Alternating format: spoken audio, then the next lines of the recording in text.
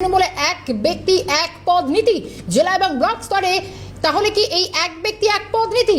আগামী সপ্তাহ থেকে তৃণমূল পদাধিকারীদের নাম প্রকাশ। শুক্রবার যে খবর সামনে আসছে, জেলা ও ব্লক স্তরে সংগঠনের পদাধিকারী জনসংযোগে দক্ষ এমন নেতাদের সামনে রেখেই এগোবে তৃণমূল কংগ্রেস।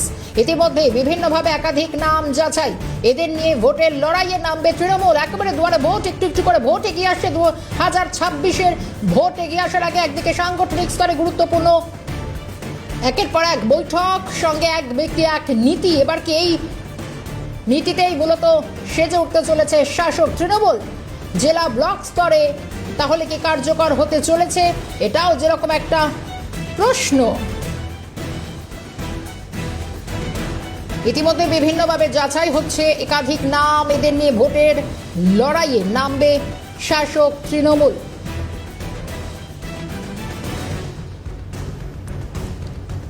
আগামী সপ্তাহ থেকে তৃণমূল পদাধিকারীদের নাম প্রকাশ। শুক্রবার যে খবর, আগামী সপ্তাহ থেকেই এই উদ্যোগ বলে যেমনটা জানা যাচ্ছে। জনসংযোগের দক্ষ এমন নেতাদের সামনে রেখেই সেজে উঠতে পারে এক ব্যক্তি এক পদ এই নীতি। জেলা ব্লক স্তরে এই এক ব্যক্তি এক পদ এই নীতি নিতে চলেছে, এমনটাই অন্তত বিভিন্ন বিষয়ের সামনে আসছে।